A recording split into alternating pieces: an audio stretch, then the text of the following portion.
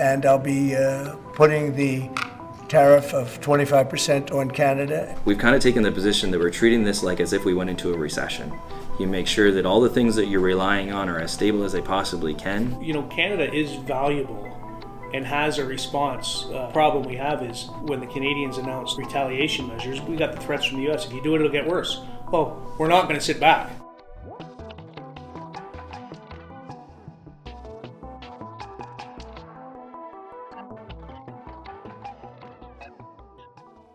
My name is Jonathan Azaparty. I'm the president and CEO of Laval, which is a company here in Windsor, Ontario. Our company here has two divisions.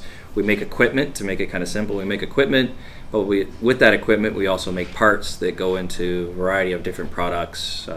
One that is very popular is the automotive, obviously, that's very close to home, but also construction materials, construction vehicles, telecommunications, and medical. So we're a quite diversified company, but as diversified as we are, you can imagine that probably 85% of what we make will directly land in the United States, and I'd probably say that 100% of what we make will either land in the United States or is directly related to something in the United States. And we're calling it the Trump tariffs, not the American tariffs, just because it very much feels like this is his agenda.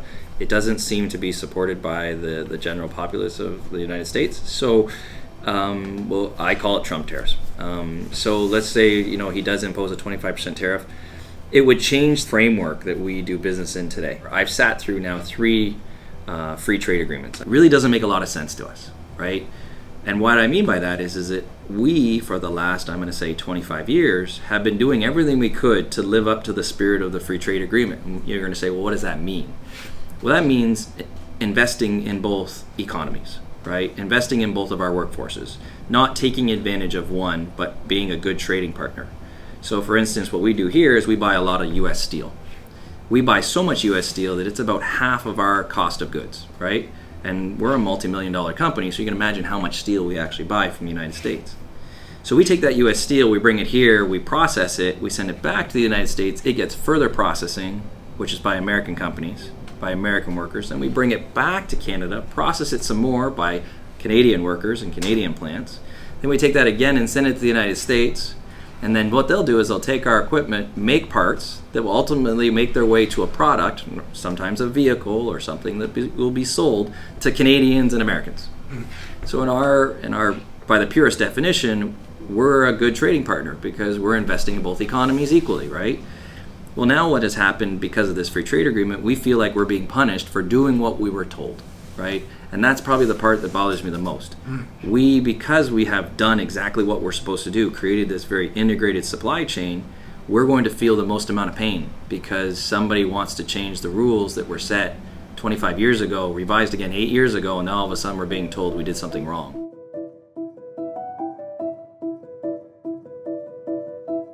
Well, hopefully, it doesn't happen in the next 30 days. That's all we can do as automotive workers is continue to work hard, push forward, sell ourselves as hardworking Canadians, as partners with the US, as friends, your friends to the north. We're there for you.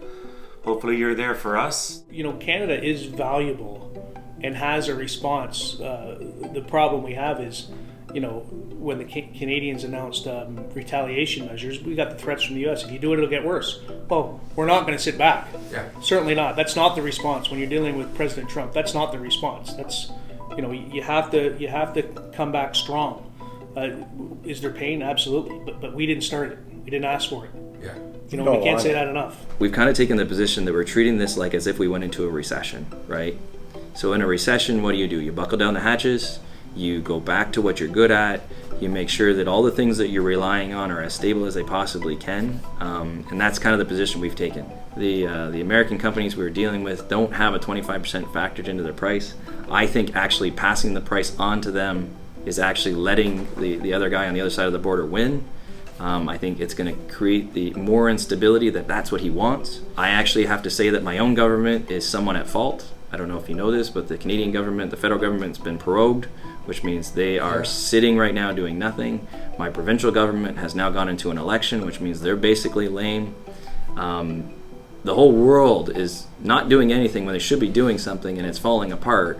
The only thing we can do is conserve and resist that instability making its way into our facility, and that for us means just buckling down, doing what we're good at, and stick to the basics. And that's how we'll probably function until this gets done. Well, to be honest with you, I think it's going to affect everybody. Every Canadian is going to be affected by this, including all the businesses in Canada. You would hope the Canadian government will come up to a solution with Trump, and we're able to see some type of an agreement. Detroit and Windsor are very tied together, both blue-collar towns. Detroit's going through a revitalization right now. It's very attractive. People from Windsor like going over there and having some nightlife. People, young kids and families come over to Windsor. The casinos on both sides of the border.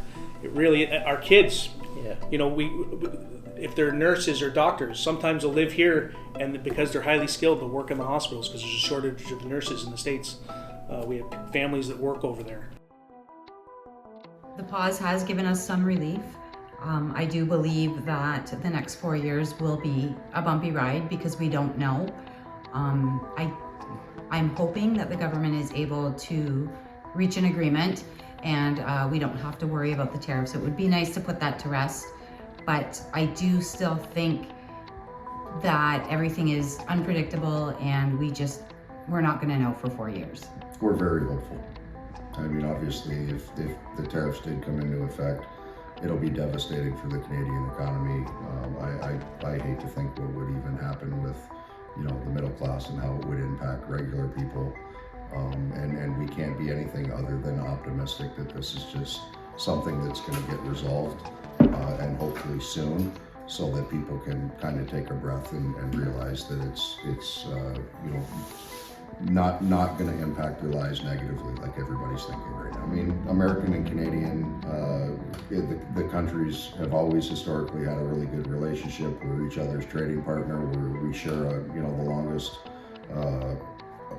border, Unprotected border, really. Border. Our economies, especially in manufacturing, is very integrated, and it has been since 1905 from what we can see. So it's very integrated, and it would really be a shame if that was damaged. Absolutely. It would really be a shame if that was damaged. Absolutely. For both countries, because prices are going to soar over there and jobs are going to get lost here. Something as simple as watching, professional sports, hockey, right? You're booing national anthems back and forth. I mean, that's not who we are as a people, as Americans or Canadians.